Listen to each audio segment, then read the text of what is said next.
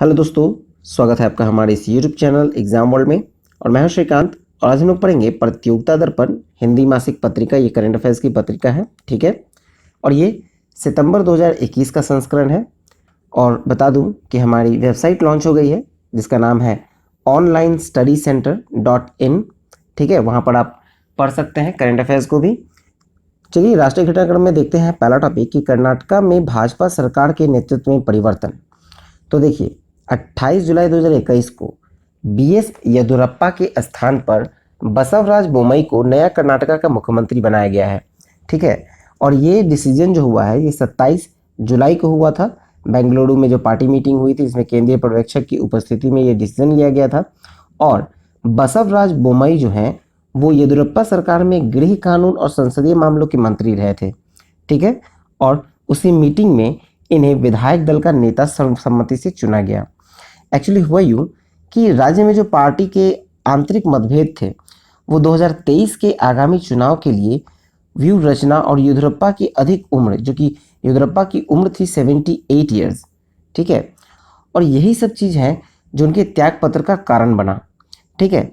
देखा जाए तो बसवराज बोम्मई जो है वो अभी 61 वर्ष के हैं और ये 23वें मुख्यमंत्री होंगे। अब इसमें यह है कि ये ऐसे दूसरे मुख्यमंत्री हैं जिनके पिता भी पहले मुख्यमंत्री थे। बसवराज बोम्मई के जो पिता हैं वो थे स्वर्गीय श्री SR बोम्मई और वो अगस्त 1988 से 1989 तक कर्नाटका के मुख्यमंत्री रहे थे। चलिए नेक्स्ट टॉपिक देखें।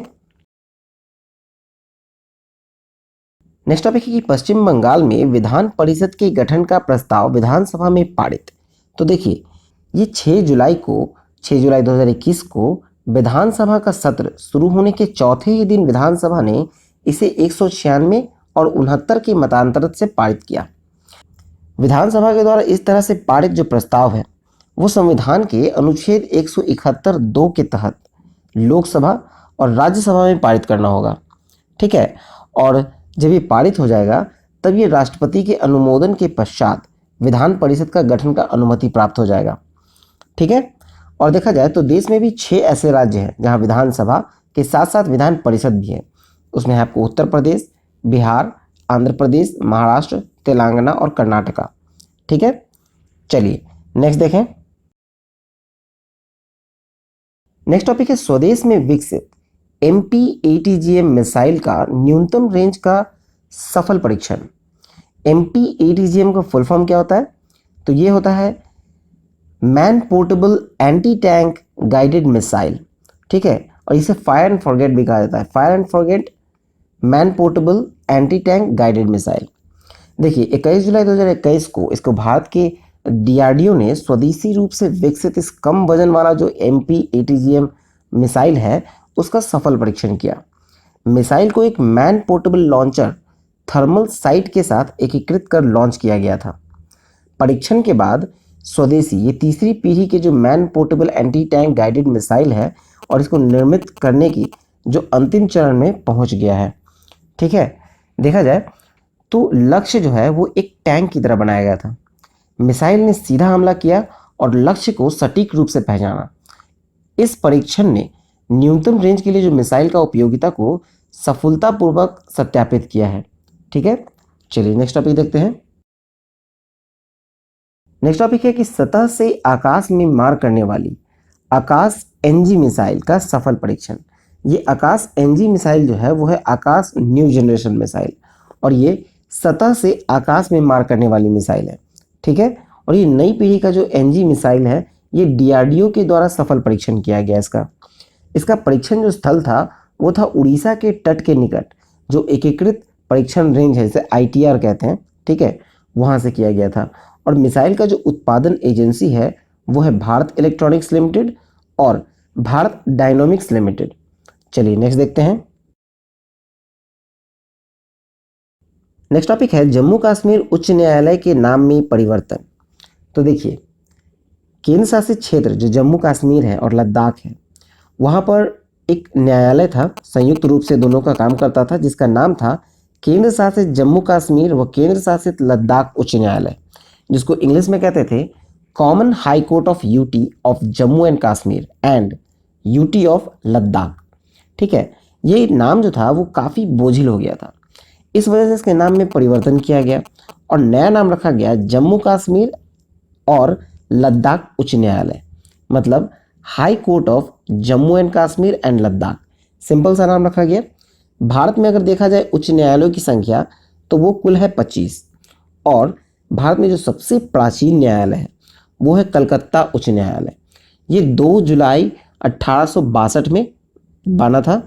और भारत में जो सबसे नया न्यायालय है वो है आंध्र प्रदेश उच्च न्यायालय, जो कि 2019 में बना था। ठीक है, चलिए अब नेक्स्ट देखते हैं हम लोग। नेक्स्ट टॉपिक है राष्ट्रीय खाद्य प्रौद्योगिकी उद्यमिता और प्रबंधन विधेयक संसद के दोनों सदनों में पारित।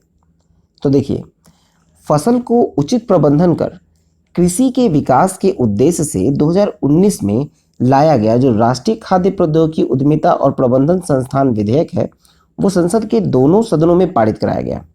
ठीक है, और उद्यमिता व प्रबंधन के संस्थानों को राष्ट्रीय महत्व के संस्थान घोषित करने का प्रावधान जो है इस विधेयक में किया गया है।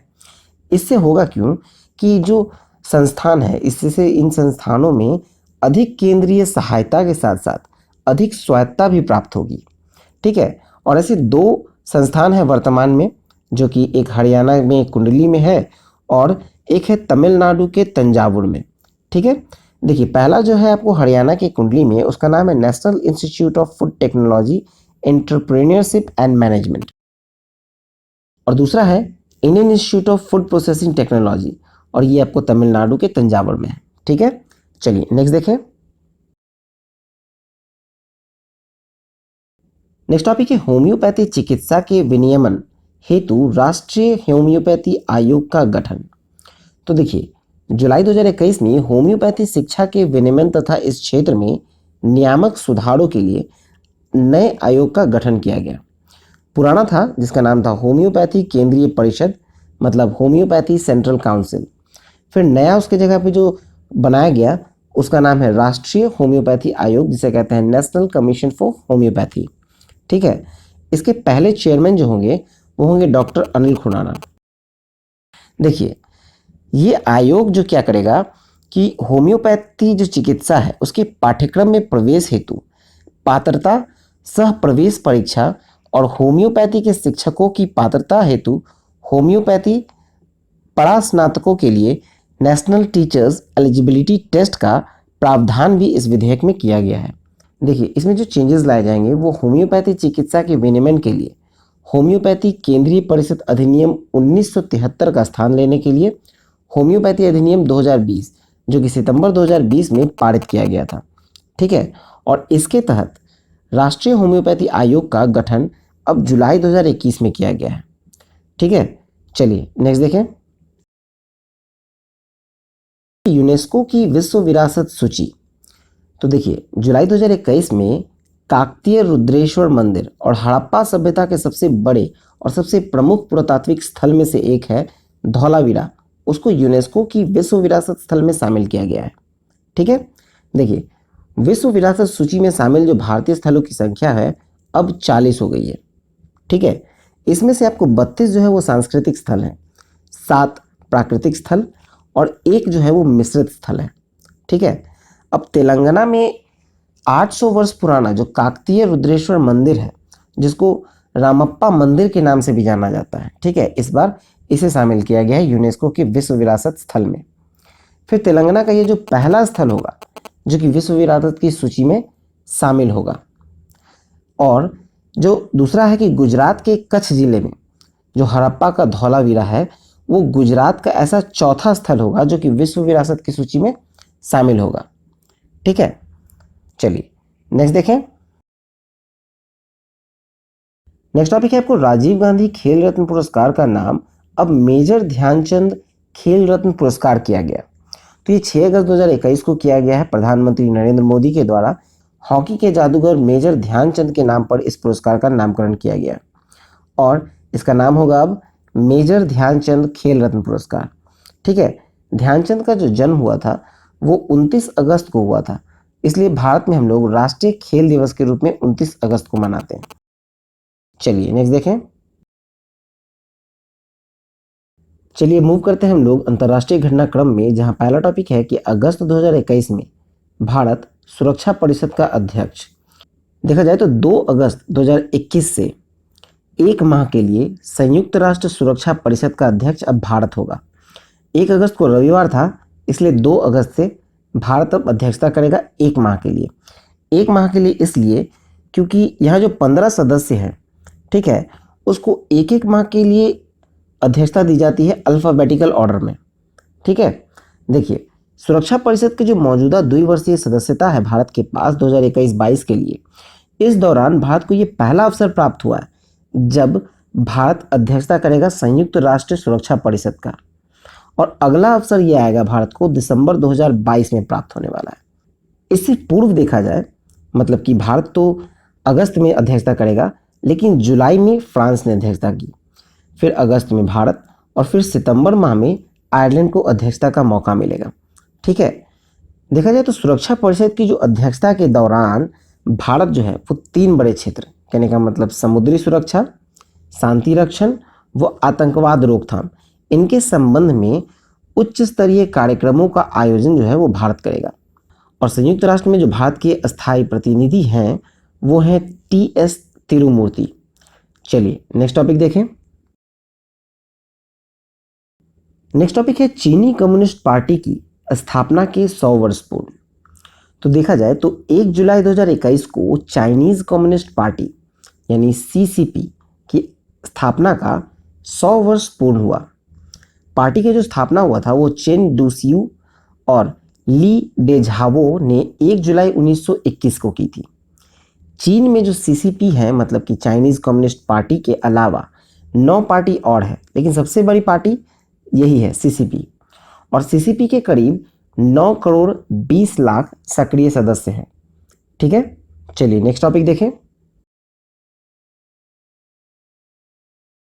नेक्स्ट टॉपिक है अफगानिस्तान में तालिबानों की बढ़त के बीच भारत के कांधार स्थित वाणिज्य दूतावास से कर्मचारी वापस बुलाए गए।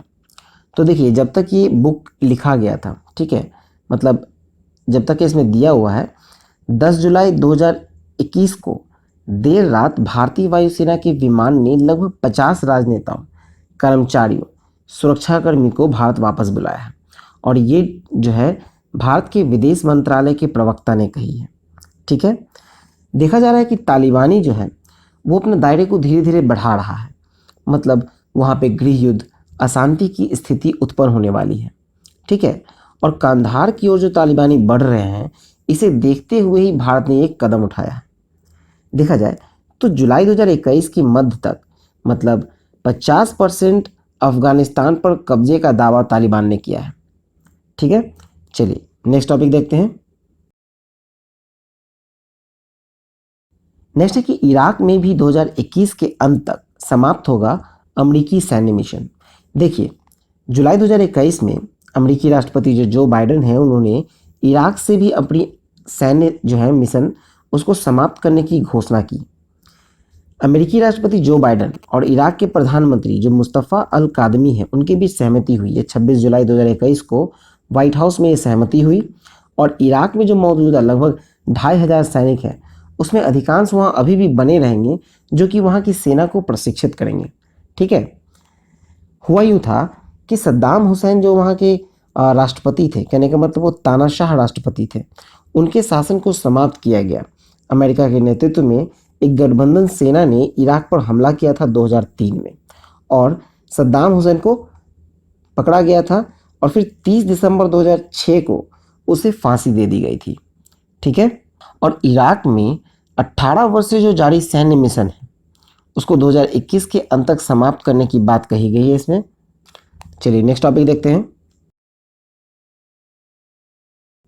नेक्स्ट टॉपिक है हैती के राष्ट्रपति की हत्या। हैती मूल के जो अमेरिकी डॉक्टर षड्यंत्र का मास्टरमाइंड बताया गया। तो देखिए, 7 जुलाई 2021 को जो कैरेबियाई देश है हैती, और उनके राष्ट्रपति का नाम था जोवेनेल मोइसे, जो कि राजधानी है हैती की पोर्टो प्रिंस, और पोर्टो प्रिंस राजधानी में उनके आवास पर अज्ञात हमलावरों ने हत्या कर दी, और राष्ट्रपति की पत्नी को भी गोली लगा, लेकिन वो जिंदा बच गई। ठीक है, कहा जाता है कि अमेरिका में जो हैती के राजदूत हैं, उन्होंने बताया कि हमलावर जो थे वो बंदूकधारी नकाब में थे और अमेरिका के ड्रग प्रवर्तन अधिकारी बनकर आवास में दाखिल हुए थे। ठीक है, और देखिए वहाँ के जो एक डॉक्टर हैं, हैती मूल के हैं लेकिन अमेरिकी हैं, डॉक्टर इमैनुअल सेनोन, उनको इस षड्यंत्र का मास्टरमाइंड मानकर उन्हें गिरफ्तार किया गया है। हैती के जो अंतरिम प्रधानमंत्री हैं क्लॉड जोसेफ, उन्होंने देश में 2 सप्ताह के लिए आपात स्थिति की घोषणा कर दी है। ठीक है, अमेरिकी महाद्वीप जो है उसमें ये सबसे निर्धन देश है।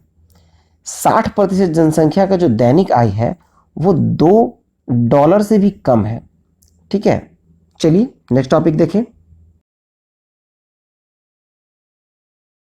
नेक्स्ट टॉपिक है अंतरिक्ष उड़ान कंपनियां वर्जिन गैलेक्टिका व ब्लू ओरिजिन के स्पेसक्राफ्ट की उड़ानों से अंतरिक्ष पर्यटन हेतु मार्ग प्रशस्त। तो देखिए जुलाई 2021 में 2 अंतरिक्ष कंपनी रिचर्ड ब्रैंसन की वर्जिन गैलेक्टिका और जेफ बेजोस की ब्लू ओरिजिन शामिल हुई।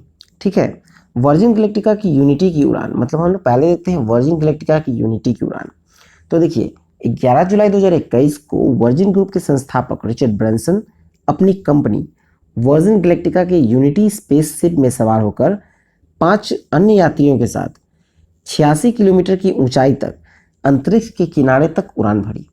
ठीक है, देखिए वर्ष 2022 में अंतरिक्ष के लिए जो वाणिज्यिक उड़ान शुरू होने के लिए वर्जिन गैलेक्टिका की जो योजना है इसमें। ठीक है, अब देखा जाए कौन कौन लोग गए थे। तो भारतीय मूल की जो आंध्र प्रदेश की गुंटूर जिले में जन्मी श्रीसा बांदला अंतरिक्ष की उड़ान पर गए उनके यात्रियों में शामिल थी और इससे ये भारतीय मूल की तीसरी और भारत में जन्मी दूसरी अंतरिक्ष यात्री हो गई। ठीक है, 34 वर्षीय है, एरोनॉटिक इंजीनियर है श्रीसा बांदला और कल्पना चावला और सुनीता विलियम्स के बाद ये भारतीय मूल की तीसरी और भारत में जन्मी दूसरी अंतरिक्ष यात्री हो गई। इसमें आगे है कि अंतरिक्ष की सीमा पर 4 से 5 मिनट की भारहीनता का अनुभव सभी अंतरिक्ष यात्रियों ने किया, जिसके बाद यूनिटी की वापसी यात्रा शुरू हुई और कुल मिलाकर 1 घंटे की यात्रा के बाद स्पेस पोर्ट के रनवे पर सकुशल उतर गई। अब देखते हैं ब्लू ओरिजिन के स्पेसक्राफ्ट की अंतरिक्ष यात्रा। तो देखिए 20 जुलाई 2021 को अमेज़न के संस्थापक जो हैं जेफ बेजोस और 3 अन्य यात्रियों के साथ अपनी स्पेस कंपनी जो ओरिजिन है उसके न्यू शेपर्ड रॉकेट के जरिए अंतरिक्ष की सीमा तक उड़ान भरी। ये 106 किलोमीटर की ऊंचाई तक गए थे। ठीक है, ब्लू ओरिजिन की कैप्सूल में यात्रा की और ये यात्रा इनकी 11 मिनट में पूरी हुई। ठीक है, 3 अन्य यात्री थे मार्क बेजोस जो कि जेफ बेजोस के भाई हैं, फिर 82 वर्षीय वैली फंक थे जो कि सबसे उम्रदराज अंतरिक्ष यात्री बन गई।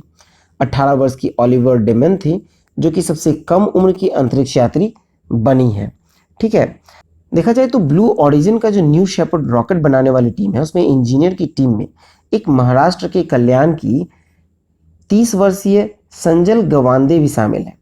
ठीक है, इसमें आगे देखा जाए तो अंतरिक्ष सीमा प्रारंभ होती कहाँ से है, तो फेडरेशन एरोनॉटिक्स इंटरनेशनल है जिसे कहते हैं FAI। FAI की मानना है कि कारमान लाइन से अंतरिक्ष प्रारंभ होती है। कारमान लाइन कहाँ है, तो ये समुद्री सतह से आपको 100 किलोमीटर ऊंचाई पर एक काल्पनिक रेखा है, कारमान लाइन उसे कहते हैं। ठीक है, और इसके ऊपर जाने वाले अंतरिक्ष यात्री माने जाते हैं जो भी कारमान लाइन के ऊपर जाएंगे। और इस मामले में विभिन्न अंतरिक्ष एजेंसी जो है उसका एकमत नहीं है। ठीक है, सब अलग अलग मानते हैं। ठीक है, और अगर देखा जाए आपको भूस्थैतिक कक्षा जिसे कहते हैं जियो स्टेशनरी ऑर्बिट, तो वो आपको लगभग 36,000, ठीक है 36,000 किलोमीटर की ऊंचाई पर है। ठीक है, चलिए नेक्स्ट टॉपिक देखें। नेक्स्ट टॉपिक है कि वर्ष 2032 के 35वें ग्रीष्मकालीन ओलंपिक खेलों की मेजबानी ब्रिस्बेन को मिली। तो देखिए वर्ष 2020 का जो 32वां ग्रीष्मकालीन ओलंपिक खेला जा रहा था आपको 23 जुलाई से लेकर 8 अगस्त 2021 को टोक्यो में वो संपन्न हो गया। ठीक है, फिर आगामी जो 33वां होगा वो होगा आपको पेरिस फ्रांस में, और ये तीसरी बार मिला होगा फ्रांस को, जो कि 26 जुलाई से 11 अगस्त 2024 को होना है। ठीक है, फिर आपको 2028 में 34वां होगा, इसकी मेजबानी मिली है लॉस एंजलिस को जो कि अमेरिका में होगा। लॉस एंजलिस आपको अमेरिका में है और अमेरिका को ये 5वीं बार मिला है। फिर आपको 2032 में जो 35वां होगा ग्रीष्मकालीन ओलंपिक, उसकी मेजबानी करेगा ब्रिस्बेन। ब्रिस्बेन आपको ऑस्ट्रेलिया में है और ऑस्ट्रेलिया को मेजबानी करने का ये तीसरा मौका मिलेगा। ठीक है, चलिए नेक्स्ट टॉपिक देखें। नेक्स्ट टॉपिक है शेर बहादुर देवबा 5वीं बार नेपाल में प्रधानमंत्री बने। तो देखिए 12 जुलाई 2021 को एक सर्वोच्च न्यायालय ने प्रतिनिधि सभा जो संसद है उसको बहाल करते हुए 2 दिन में श्री शेर बहादुर देवबा को प्रधानमंत्री नियुक्त करने को आदेश दिया। ठीक है, 13 जुलाई को नेपाल के राष्ट्रपति जो हैं श्रीमती विद्या देवी भंडारी ने शेर बहादुर देवबा को प्रधानमंत्री पद की शपथ दिलाई। देवबा को 30 दिन के भीतर प्रतिनिधि सभा में अपना बहुमत साबित करने को शीर्ष अदालत ने कहा था। उन्होंने 18 जुलाई को बहुमत साबित कर दिया। ठीक है, देखा जाए तो नेपाल की जो संसद है, जो प्रतिनिधि सभा है, वो 275 सदस्यीय है। 249 सांसदों ने इसमें मत दिया था। ठीक है, जिसमें से 165 मत जो थे वो देवबा के पक्ष में आए और 83 विपक्ष में मत गए। ठीक है, देवबा जो होंगे वो 5वीं बार नेपाल के प्रधानमंत्री बने हैं। चलिए नेक्स्ट टॉपिक देखते हैं। नेक्स्ट टॉपिक है आर्थिक वाणिज्यिक परिदृश्य। इसमें पहला है कि 2020-21 की पहली तिमाही अप्रैल जून 2021 में भारत के वस्तुगत विदेशी व्यापार के अंतिम आंकड़े। तो देखिए ये 15 जून 2021 को वाणिज्य मंत्रालय के द्वारा ये आंकड़े जारी किए गए हैं और उसके अनुसार कहा गया है, इसमें अगर देखा जाए तो भारत का जो वस्तुगत निर्यात है, जहां आपको 80.91 था 2019 में और 2020 में ये 51.32 था, लेकिन 2021 से 22 में ये आपको 95.39 हो गया। ठीक है, और ये आपको पिछले वर्ष की तुलना में 85.88% की इसमें वृद्धि दर्ज हुई। ठीक है, ये आपको हो गया वस्तुगत निर्यात। फिर आपको देखा जाए वस्तुगत आयात में, तो जो कि 2019-20 में 130.10 अरब डॉलर था। फिर आपको 2020-21 में 60.44 अरब डॉलर हो गया और ये 2021-22 में अगर देखा जाए तो ये हो गया 126.15 अरब डॉलर। ये 2020-21 से लेकर अगर 21-22 की तुलना की जाए तो इसमें आपको 108.72% की वृद्धि है। लेकिन अगर 2019-20 से इसको कंपेयर किया जाए 2021-22 को, तो इसमें अभी भी 3% की कमी है। ठीक है, और व्यापार शेष मतलब इसको कहा जाए ट्रेड डेफिसिट। तो ट्रेड डेफिसिट अगर देखा जाए तो ये 2021-22 में पिछले वर्ष की तुलना में 30.75 अरब डॉलर रहा। ठीक है, चलिए नेक्स्ट टॉपिक देखते हैं। नेक्स्ट टॉपिक है सार्वजनिक उद्यम विभाग अब वित्त मंत्रालय के अंतर्गत लाया गया। तो देखिए 6 जुलाई 2021 को सार्वजनिक जो उद्यम विभाग है, जिसको कहते हैं डिपार्टमेंट ऑफ पब्लिक इंटरप्राइज, वो वित्त मंत्रालय के अधीन लाने के लिए गजट अधिसूचना में जारी किया गया। इससे पहले ये भारी उद्योग और सार्वजनिक उद्यम मंत्रालय का हिस्सा था। ठीक है, जिसे कहते थे ministry of heavy industries and public enterprise. ठीक है, अब वहाँ से इसको हटा लिया गया और हटाने के बाद वो क्या बचा, तो सिर्फ बचा है मिनिस्ट्री ऑफ हैवी इंडस्ट्रीज। ठीक है, अब देखा जाए तो वित्त मंत्रालय के विभाग की संख्या जो है पहले 5 थी, अब वो बढ़कर 6 हो गई है और उसके नाम क्या क्या है। तो पहला है आपको आर्थिक मामलों का विभाग, जिसे कहते हैं डिपार्टमेंट ऑफ इकोनॉमिक अफेयर्स। दूसरा है आपको राजस्व विभाग यानी डिपार्टमेंट ऑफ रेवेन्यू। फिर तीसरा है व्यय विभाग यानी डिपार्टमेंट ऑफ एक्सपेंडिचर। फिर चौथा है वित्तीय सेवा विभाग, तो यह है डिपार्टमेंट ऑफ फाइनेंशियल सर्विस। फिर पांचवा है आपको निवेश एवं सार्वजनिक संपत्ति प्रबंधन विभाग, जिसे इंग्लिश में कहते हैं department of investment and public assets management. फिर छठा जो इस बार ऐड हुआ वो था सार्वजनिक उद्यम विभाग, मतलब डिपार्टमेंट ऑफ पब्लिक इंटरप्राइज। चलिए नेक्स्ट टॉपिक देखते हैं। नेक्स्ट टॉपिक है 2020-21 में बागवानी उत्पादन के संबंध में कृषि मंत्रालय के दूसरे अग्रिम अनुमान। तो देखिए ये 15 जुलाई को जारी हुआ है फसल वर्ष 2020-21 का। देश में बागवानी फसलों के अधीन जो क्षेत्र है और कुल बागवानी उत्पादन है उसका दूसरा अग्रिम अनुमान कृषि मंत्रालय के द्वारा जारी किया गया है। ठीक है, अब बागवानी में उत्पाद कौन कौन से हैं, तो बागवानी उत्पाद में आपको फल, सब्जी, मसाला और फूल आते हैं। ठीक है, चार्ट में देखा जाए तो भारत में जो बागवानी फसल के अधीन जो क्षेत्र और उत्पादन है उसका कंपैरिजन किया गया है। कहने का मतलब यह है कि 2019-20 में जो कुल उत्पादन मिलियन टन में हुई थी वो 320.47 हुई थी, जो कि 2020-21 में ये 329.86 हो गया। मतलब इसमें आपको 2.93% का वृद्धि देखा गया है। ठीक है, ये उत्पादन का था। अब देखते हैं हम लोग क्षेत्र, जो बुआई क्षेत्र है उसके बारे में।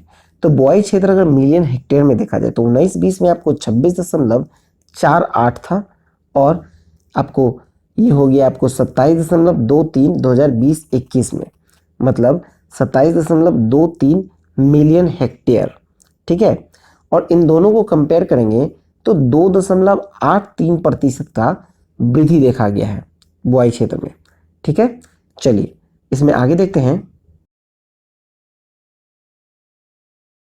आगे है कि फलों, सब्जियों, औषधि, जड़ी बूटी, मसाला, बागवानी फसल के उत्पादन में वृद्धि दर्ज हुई है, लेकिन फूल के उत्पादन में पहले की तुलना में घाटा हुआ है। देखिए अब हम लोग कंपैरिजन करते हैं 2020-21 के दौरान जो कुल उत्पादन हुई है, तो फल जो है वो 102.76 मिलियन टन होने का अनुमान है। ठीक है, ये अनुमानित है 2020-21 में, लेकिन अगर हम इसको पिछले वर्ष की तुलना में देखें तो पिछले वर्ष जो 2019-20 में था वो था 102.03 मिलियन टन। ठीक है, और सब्जी में अगर 2020-21 के दौरान देखा जाए तो यह है 196.27 मिलियन टन अनुमानित। ठीक है, और 19-20 में जो था वो 188.91 मिलियन था, 91 मिलियन टन, जो कि तुलना किया जाए तो इसमें आपको 3.9% की वृद्धि हुई है। ठीक है, 2020-21 के दौरान अगर प्याज में देखा जाए तो ये 26.92 मिलियन टन अनुमानित है उत्पादन। ठीक है, जो कि पिछले वर्ष 26.09 था। ठीक है, 26.09। इस बार आलू में देखा जाए तो ये 53.69 मिलियन टन अनुमानित है। फिर टमाटर आपको 21.00 मिलियन टन अनुमानित है। फूलों में देखा जाए तो ये 2.8 मिलियन टन अनुमानित है। ठीक है, जो कि पिछले वर्ष 3 मिलियन टन था फूल में, जो कि इस बार 2.8 मिलियन टन है, इसमें कमी देखी गई है। ठीक है, फिर नेक्स्ट है आपको सुगंधित एवं औषधि जड़ी बूटी, तो ये 0.78 मिलियन टन इस बार अनुमानित है। बागानी फसलें 16.60 मिलियन टन अनुमानित है, और मसाले 10.54 मिलियन टन अनुमानित है। 2020-21 के दौरान उत्पादन था। ठीक है, चलिए नेक्स्ट देखें। नेक्स्ट टॉपिक है प्रधानमंत्री मातृ वंदना योजना। तो देखिए गर्भवती और शिशुओं को स्तनपान कराने वाली जो महिलाएं हैं उसके लिए केंद्र के द्वारा प्रायोजित एक योजना है। ठीक है, इसमें आपको 19 वर्ष से अधिक उम्र की जो लक्षित महिलाएं हैं उनके पहले जीवित जो प्रसव होंगे उस समय कुल 5,000 की राशि जो कि 3 किस्तों में आपको डायरेक्ट उनके अकाउंट में ट्रांसफ़र की जाएंगी। ठीक है, और 22 जुलाई 2021 को जो राज्यसभा में आपको स्मृति ईरानी जी ने कहा है कि 2020-21 के दौरान 64.35 लाख महिलाओं ने अपना पंजीकरण कराया, जिसमें आपको 2475.89, ठीक है, 2475.89 करोड़ की राशि जो केंद्र और राज्य के द्वारा मिलाकर वितरण इस योजना के तहत किया गया है। ठीक है, चलिए नेक्स्ट टॉपिक देखते हैं। नेक्स्ट टॉपिक है लद्दाख हेतु बहुउद्देशीय बुनियादी ढांचा विकास निगम की स्थापना की योजना। तो देखिए 22 जुलाई 2021 को केंद्रीय मंत्रिमंडल की प्रधानमंत्री श्री नरेंद्र मोदी की अध्यक्षता में जो एकीकृत बहुउद्देशीय बुनियादी ढांचा विकास निगम है उसके गठन को सरकार ने मंजूरी दी है। निगम का जो अधिकृत पूंजी होगा वो 25 करोड़ होगा। ठीक है, और सालाना खर्च जो इस निगम पे आएगा वो आएगा 2.242 करोड़। ठीक है, यह अनुमानित राशि है। नेक्स्ट टॉपिक है कि LIC में चेयरमैन का पद समाप्त होगा। तो देखिए 2021-22 में ही LIC का IPO लाने का सरकार का इरादा है। ठीक है, LIC एक्ट के कुछ नियमों में परिवर्तन किए गए, वित्त मंत्रालय ने इसमें कुछ परिवर्तन किए हैं। कहने का मतलब कि अब LIC के चेयरमैन का पद समाप्त होगा और उसके स्थान पर MD एंड CEO की नियुक्ति की जाएगी। फिर निगम का जो अधिकृत शेयर पूंजी है उसको बढ़ाकर 25,000 करोड़ करने का स्वीकृति भी सरकार ने प्रदान की है। चलिए नेक्स्ट टॉपिक देखते हैं। नेक्स्ट टॉपिक है फॉर्च्यून ग्लोबल 500। तो देखिए 2 अगस्त 2021 को अमेरिकी वाणिज्यिक पत्रिका है फॉर्च्यून ने विश्व की 500 बड़ी कंपनियों की वर्ष 2021 की अपनी सूची जारी की है। इसमें देखा जाए तो सर्वाधिक कंपनियां जो हैं वो 135 है, मतलब इन 500 कंपनी में जो सर्वाधिक कंपनियां जो है 135 वो आपको चीन की हैं, और जिसमें आपको हांगकांग की कंपनी को भी शामिल किया गया है। ठीक है, सर्वाधिक कंपनियां 135 चीन की हैं, जिसमें हांगकांग भी शामिल है। फिर दूसरे स्थान पे आता है आपको अमेरिका, जिसमें 122 कंपनियां हैं अमेरिका की, और भारत की इस 500 की सूची में 7 कंपनियां हैं। वो कौन कौन है इसे देखते हैं। तो देखिए भारत का जो रिलायंस इंडस्ट्रीज है भारत की ओर से 1 नंबर पे है, लेकिन ग्लोबल रैंकिंग में इसे 155वां स्थान दिया गया है। फिर आपको इंडियन ऑयल जो कि दूसरे स्थान पे आता है, लेकिन ग्लोबल रैंकिंग में 212वें स्थान पर है। फिर आपको तीसरा है ओएनजीसी, ये आपको ग्लोबल रैंकिंग में 243वें स्थान पर है। चौथे स्थान पे है भारतीय स्टेट बैंक जो कि ग्लोबल रैंकिंग में 205 पे है। फिर टाटा मोटर्स 5वें स्थान पर है, 357 इनका ग्लोबल रैंकिंग है। और भारत पेट्रोलियम 6ठे स्थान पे आता है भारत में, और ग्लोबल रैंकिंग में 394। फिर आपको लास्ट है 7वां नंबर पे राजेश एक्सपोर्ट्स, ठीक है, और ग्लोबल रैंकिंग 348 आता है राजेश एक्सपोर्ट्स का। ठीक है, अब देखते हैं हम लोग वो टॉप 10 कंपनी। तो टॉप 10 कंपनी में आपको पहला है वॉलमार्ट जो कि अमेरिका की रिटेल सेक्टर की कंपनी है। फिर दूसरा है आपको स्टेट ग्रिड जो कि चीन की कंपनी है। फिर तीसरा है Amazon.com, अमेरिकी कंपनी है, इंटरनेट सेवा और रिटेलिंग की बिजनेस करती है। फिर चौथा है आपको चाइना नेशनल पेट्रोलियम, ये पेट्रोलियम कंपनी है चीन की। फिर पांचवा है आपको सिनोपैक ग्रुप, चीन की पेट्रोलियम कंपनी है। ठीक है, छठे पे आता है आपको एप्पल टेलीकॉम जो कि अमेरिका की स्वास्थ्य कंपनी है। ठीक है, इसी तरह से ये 10 की रैंकिंग दी गई है। चलिए अब नेक्स्ट देखें हम लोग। नेक्स्ट टॉपिक है नगद रहित संपर्क रहित डिजिटल पेमेंट सॉल्यूशन ई रूपी की शुरुआत। तो देखिए 2 अगस्त 2021 को प्रधानमंत्री नरेंद्र मोदी ने वीडियो कॉन्फ्रेंसिंग के जरिए 2 अगस्त 2021 को धन स्थानांतरण और लेन देन के नकद रहित, जो नकद रहित मतलब कैशलेस, और संपर्क रहित मतलब कॉन्टैक्टलेस, ये डिजिटल पेमेंट सॉल्यूशन के रूप में ई रूपी को लॉन्च किया है। ठीक है, पर्सन स्पेसिफिक पर्पस स्पेसिफिक ई रूपी प्लेटफॉर्म को national payment corporation of India limited के द्वारा लॉन्च किया गया है। ठीक है, चलिए नेक्स्ट टॉपिक देखें। नेक्स्ट है कि भारत में जीवीए में कृषि और संबंधित क्षेत्र में योगदान। तो देखिए 31 अगस्त 2021 को राष्ट्रीय आय के संबंध में राष्ट्रीय सांख्यिकी कार्यालय मतलब एनएसओ के अंतिम आंकड़ों के हवाले से ये निम्नलिखित आंकड़े आए हैं जो लोकसभा में 3 अगस्त को प्रस्तुत किए गए थे। ठीक है, प्रचलित मूल्यों पर जो सकल मूल्य संवर्धन है मतलब जीवीए कृषि एवं संबंधित क्षेत्रों का योगदान प्रतिशत में दिया गया है। तो 2018-19 में ये 17.6 था जीवीए आपको, फिर 2019-20 में 18.4 हुआ, और 2020-21 में ये 20.2 है प्रतिशत में। ठीक है, चलिए नेक्स्ट है आपको 2021-22 की तीसरी मौद्रिक नीति में भी प्रमुख बैंकिंग दरें अपरिवर्तित। तो देखिए यहाँ प्रमुख जो बैंकिंग दर है वो अभी भी अपरिवर्तित है, और ये 6 अगस्त 2021 का आंकड़ा है। ठीक है, इस आंकड़े के अनुसार देखा जाए जो रेपो रेट है, रेपो रेट अभी आपको 4% है, रिवर्स रेपो रेट 3.35% है, बैंक रेट आपको 4.25% है, सीमांत स्थायी सुविधा मतलब एमएसएफ ये आपको 4.25% है। फिर नकद आरक्षण अनुपात देखा जाए तो ये आपको 4% है। फिर आपको एसएलआर जिसे कहते हैं सांविधिक तरलता अनुपात, ये भी आपको 18% है। ठीक है, चलिए नेक्स्ट टॉपिक देखें। अब मूव करते हैं हम लोग नियुक्तियां मतलब अपॉइंटमेंट्स की ओर। तो देखिए पहला है आपको जनता दल यूनाइटेड। जनता दल यूनाइटेड के जो नए राष्ट्रीय अध्यक्ष बने हैं वो है राजीव रंजन सिंह उर्फ ललन सिंह। फिर आपको राज्यसभा में सदन के नेता कौन नियुक्त हुए हैं तो वो हुए हैं पीयूष गोयल। फिर आपको फेडरल बैंक के प्रबंधक निदेशक सह सीईओ पद पर पुनर्नियुक्ति हुई है श्याम श्रीनिवासन की।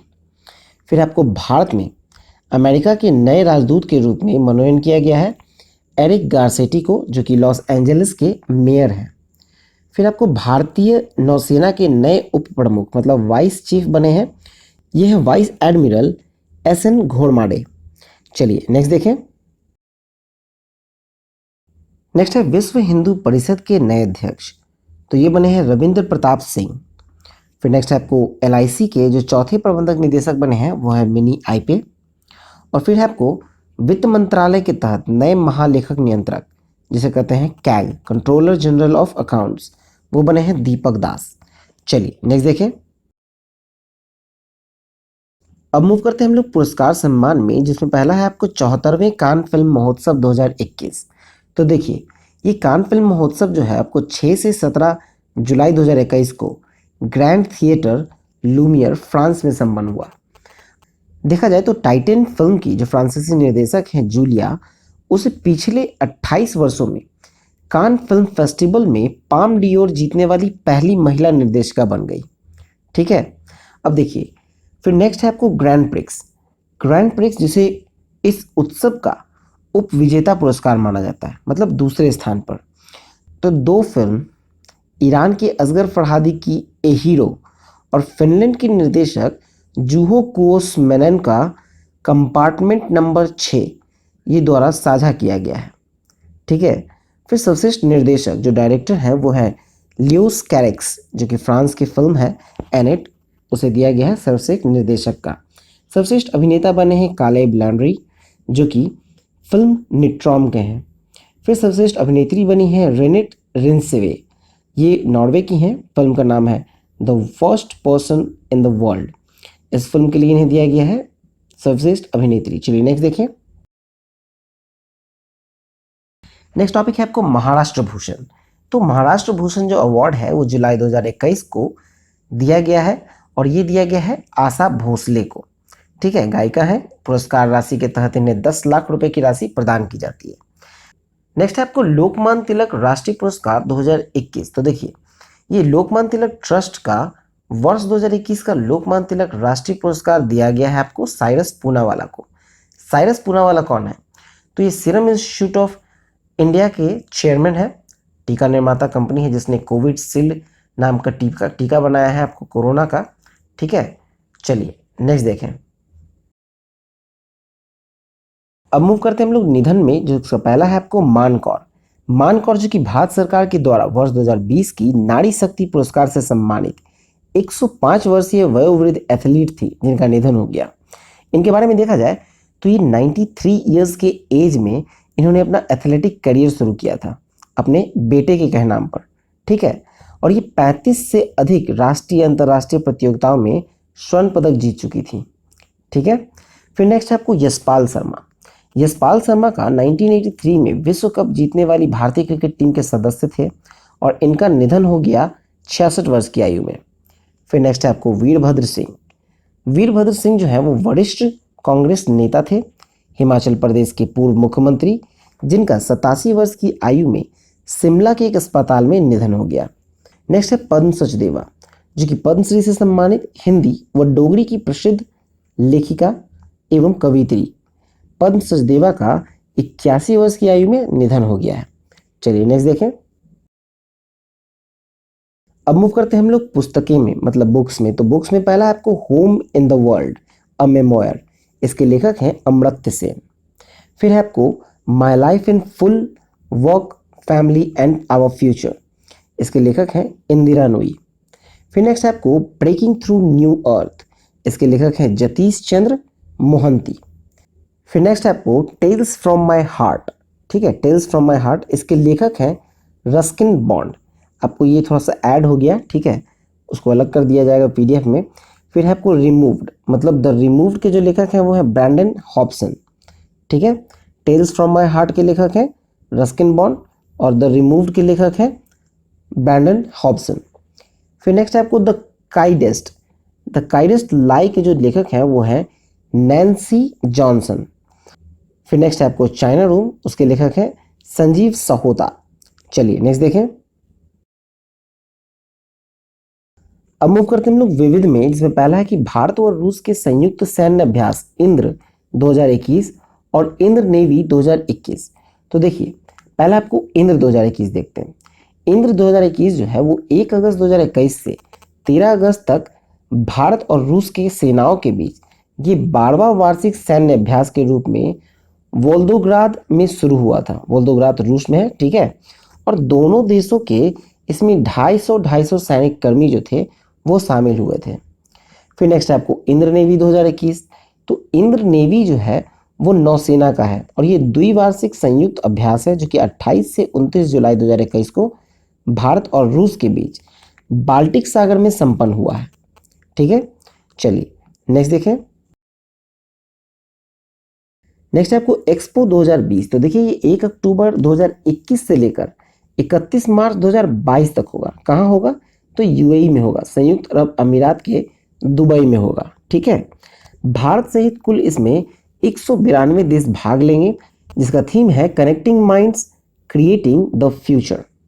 फिर नेक्स्ट है आपको ईवी एक्सपो 2021। तो ईवी एक्सपो 2021 जो है वो आपको 6 से 8 अगस्त 2021 को दिल्ली के प्रगति मैदान में इको फ्रेंडली इलेक्ट्रिक व्हीकल्स की 11वीं प्रदर्शनी होगी, ईवी एक्सपो 2021, ठीक है। नेक्स्ट आपको ऑटो एक्सपो 2022 को स्थगित किया गया। तो देखिए ये 2 से 9 फरवरी 2022 को होना था, ग्रेटर नोएडा में आयोजन इसका होना था, लेकिन कोविड-19 के अनिश्चितताओं के कारण फिलहाल इसको स्थगित कर दिया गया है, ठीक है। और इसकी घोषणा की गई है सियाम के द्वारा।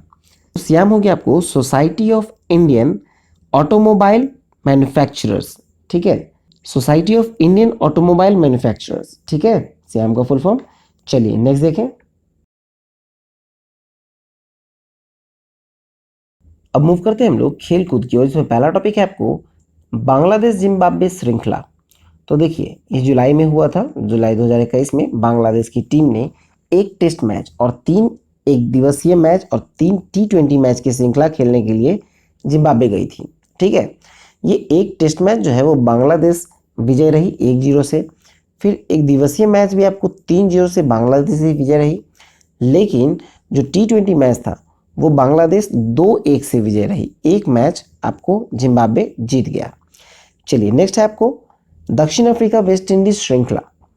तो देखिए जुलाई 2021 में दक्षिण अफ्रीका की क्रिकेट टीम ने वेस्ट इंडीज का दौरा किया था। अब टेस्ट मैच हुए जिसमें दक्षिण अफ्रीका ने 2-0 से जीत दर्ज की, और T20 मैच में भी आपको 5 मैच थी जिसमें दक्षिण अफ्रीका ने 3 और वेस्ट इंडीज ने 2 मैच जीती। चलिए नेक्स्ट देखें। नेक्स्ट टॉपिक है भारत श्रीलंका श्रृंखला 2021। तो देखिए जुलाई 2021 में भारतीय टीम जो है वो 3 एक दिवसीय मैच और 3 T20 मैच खेलने श्रीलंका गई थी। दोनों श्रृंखला में भारत का जो नेतृत्व मतलब कप्तानी किया था वो शिखर धवन ने किया था। एक दिवसीय श्रृंखला जो है वो भारत 2-1 से जीती, और T20 श्रृंखला श्रीलंका को जीत हासिल हुई 2-1 से, ठीक है। फिर नेक्स्ट आपको आईसीसी के सीईओ मनु साहनी का त्याग पत्र। तो देखिए आईसीसी के जो मुख्य कार्यकारी अधिकारी थे, सीईओ थे मनु साहनी, उन्होंने अपने इस पद से त्याग पत्र दे दिया। उनका कार्यकाल जो है वो 2022 तक था। फिर उनके स्थान पर जॉर्ज अर्लाडिस नियुक्त हुए हैं कार्यवाहक सीईओ के रूप में, ठीक है। चलिए नेक्स्ट देखें। नेक्स्ट टॉपिक है आपको 47वां कोपा अमेरिका कप। तो देखिए ये 47वां कोपा अमेरिका कप जो है वो 13 जून से लेकर 10 जुलाई तक ब्राजील की में संपन्न हुआ है। फाइनल जो हुआ था वो ब्राजील और अर्जेंटीना के बीच हुआ था, जिसमें अर्जेंटीना विजय रहा 1-0 से, और ये 28 साल के अंतराल के बाद अर्जेंटीना कोपा अमेरिका कप जीत सका है, लेकिन ये इनका 15वां बार है जीत, ठीक है। फिर टूर्नामेंट का जो सर्वश्रेष्ठ खिलाड़ी है वो लियोनेल मेसी थे, जिन्होंने 4 गोल किए थे कुल। फिर जो आपको आगामी जो अगले आने वाले जो है वो 48वां कोपा अमेरिका फुटबॉल का आयोजन होगा 2024 में। नेक्स्ट है कि आपको 16वां यूएफा यूरो कप 2021। तो देखिए ये 11 जून से लेकर 11 जुलाई मतलब इस एक महीना तक यूरोप के विभिन्न शहरों में इसको संपन्न किया गया। फिर फाइनल जो है वो इटली और इंग्लैंड की टीम के बीच हुआ। विजेता रहा इटली 5-3 से, और ये दूसरी बार जीत हासिल कर सका है। फिर टूर्नामेंट का जो सर्वश्रेष्ठ खिलाड़ी है वो है ज्ञान लुइगी डोनारुमा, ठीक है। और 17वां मतलब ये 16वां था, और 17वां जो यूरो कप होगा अब वो होगा 2024 में। चलिए नेक्स्ट देखें। नेक्स्ट आपको विंबलडन 2021, तो देखिए 28 जून से लेकर 11 जुलाई 2021 तक इसका आयोजन किया गया है लंदन में। अब देखिए विंबलडन में जो पुरुष एकल विजेता है वो है नोवाक जोकोविच और ये सर्बिया के खिलाड़ी हैं, और उप विजेता है मोटेरो बेर्टोनी जो कि इटली के हैं। फिर महिला एकल में जो विजेता है वो है एस्ले बार्टी ऑस्ट्रेलिया की, और उप विजेता रही कैरोलिना प्लिस्कोवा चेक गणराज्य की। उसी तरह से पुरुष युगल में देखा जाए तो विजेता है निकोला मैक्टिक और मेट पैविक, ये दोनों क्रोएशिया के हैं, और उप विजेता है मार्सेल ग्रोनाल्स स्पेन के और होरेशियो जेबालोस अर्जेंटीना के। फिर आपको महिला युगल में देखा जाए तो विजेता है हसी सूवी चीनी ताइपे की है, और एलिस मैट्रिस आपको बेल्जियम की हैं, ये विजेता रही, और उप विजेता रही वेरोनिका कुदरमेतोवा और एलेना वेस्निना, ये दोनों रूस की हैं। ठीक है। मिश्रित में देखा जाए तो विजेता रहे नील स्कूप्सकी जो कि ब्रिटेन के हैं, और डिजायरे क्रॉजिस्क अमेरिका के। उप विजेता है जो सेलिसबरी व हैरियट डार्ट, ये दोनों ब्रिटेन के हैं। चलिए नेक्स्ट देखें। नेक्स्ट है आपको फॉर्मूला 1 में ऑस्ट्रिया ग्रैंड प्रिक्स 2021, तो देखिए विजेता रहे एम वर्स्टापन जो कि रेडबुल के थे, और उप विजेता रहे वी बोटास जो कि मर्सिडीज के थे। ठीक है, तो चलिए ये वीडियो यहाँ पर समाप्त होता है। आई होप आपको अच्छा लगा हो, तो प्लीज़ वीडियो को लाइक और शेयर दबा के करें, और सब्सक्राइब नहीं किया तो सब्सक्राइब करके नोटिफिकेशन बेल को अवश्य दबाएं। हमारा एक वेबसाइट लॉन्च हुआ है जिसका नाम है onlinestudycenter.in। यहाँ पर आप करंट अफेयर्स के इम्पॉर्टेंट पॉइंट्स को आप वहाँ पढ़ सकते हैं। ठीक है, आप टेलीग्राम को ज्वाइन कर लीजिए, यहाँ पर आपको नोटिफिकेशन आ जाएगा जब भी आपको PDF अपलोड होगा। तो चलिए, all the best and thank you for watching exam world.